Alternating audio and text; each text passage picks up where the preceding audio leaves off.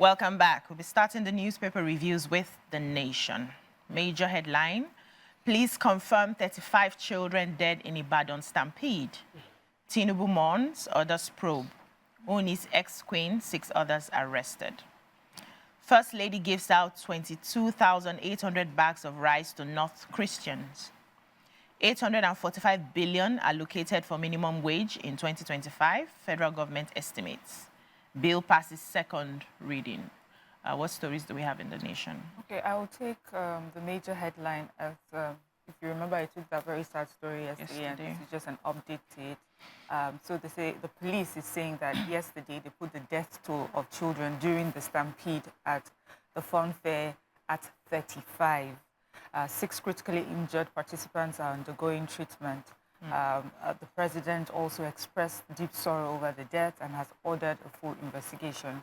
And so based on that, the police put out a statement and they say that the following people have been arrested and they would, investigation will continue, would start. And the people who have been arrested are Prophetess Naomi Shile-Kwonla. As we know, she's the former queen and former wife of the Oni of Ife. We also have the principal of the school where this event was to hold. Then there are other people like Genesis Christopher, 24-year-old, and a few other people with different age ranges. So they look like also, from the names, maybe staff of the school, all the people that were involved in the event. So they are in police custody right now, and investigation is going to continue. And as the government says, just going forward, we need to pay attention. There's one thing to have the right mindset and the right intentions. Another thing to also make sure that people are safe, plan properly. This is truly a sad occurrence. There's also, as sad as this is, there's also the part of, the Nigerians when we hear free. The other day, customs were not even giving free. They were just slashing price of rice. And see what happened. And about 20 people were reported to have. Now we have an event, a fun fair for children. Hi. And this is how we ended it. As well.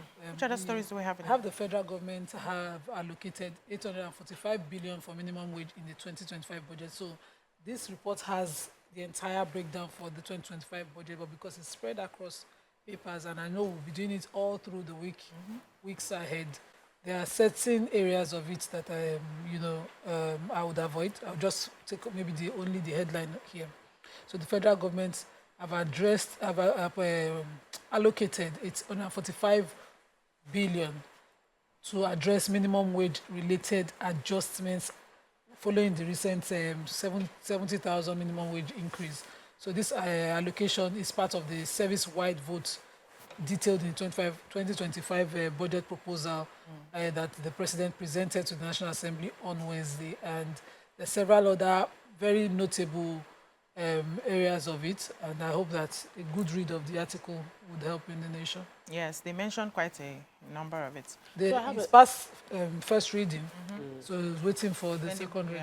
They broke down other departments, so they wanted to share money. So go ahead. Yeah, so I have a story inside the papers. I think it's because I studied science, laboratory technology. I feel like it's an industry that we're not paying enough attention to. So the director of Federal Science Equipment Center, Ijaniki, Lagos, Mr. Ismaila Yekini, has said that the dependence of Nigeria on foreign equipment is affecting the ability of that industry to grow, and that we need to reduce dependency on foreign science tools. It goes beyond just even about the schools. He said he was saying it's at the introduction of a public-private partnership that would improve science delivery by science laboratory technicians. He spoke about in this 5-day workshop, and it was organized by the Federal Ministry of Education for Science Laboratory Technicians at Nigerian Institute of Science Laboratory Technology in Ibadan, Oyo State.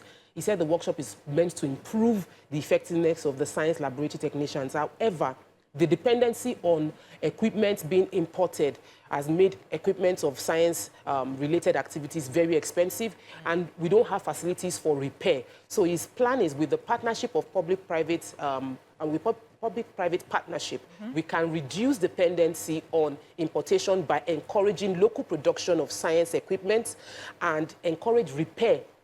Well, it's small things. So we don't do bulb in Nigeria. Something as small As bulb. as bulb. And we started doing So I mastics, think you're it's going to important bulb. that we should start these little things to reduce. We import every single thing. And so we're not really innovating. So if these science laboratory technicians can repair their equipment themselves with a little bit of training, then we should encourage it as much as possible. All right, let's move on now to the Punch. Major headline. Tinubu orders probe as Oni's ex-queen detained, deaths rise. We've taken that story. They said survivors narrate ordeal. Hospitals release corpses. Tinubu, Oni, and others mourn. Debt servicing salaries take 24.8 trillion in 2025 budget. Yahaya Bello gets 500 million bail barred from foreign trips. Marketers project 950 naira to a litre as Dangote lowers petrol price. Wike revokes Buhari Foundation, SGF, ex-CJN, and others FCT land. Supreme Court Hajj Commission orders high corruption risk, according to the ICPC. Tax reforms, Dogara tackles northern governors. Shekarao group demands review. Edo local government, AGF fault states, EFCC quizzes suspended chairman. US-based Nigerian accomplice jailed 40 years for drug trafficking.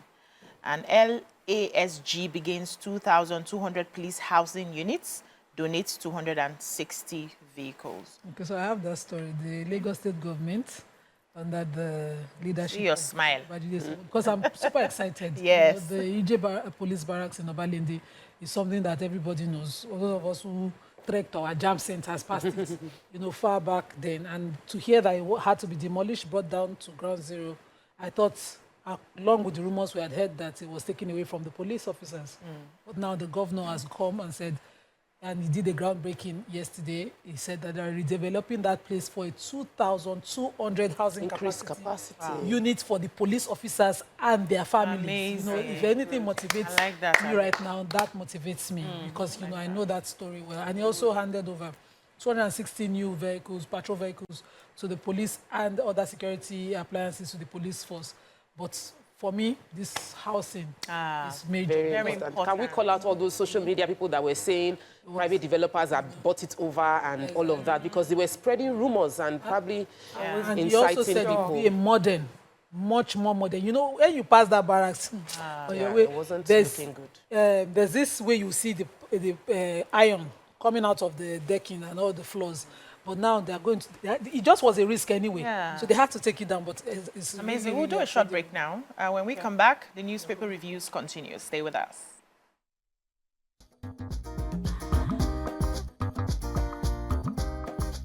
Stay tuned. Your View will be right back.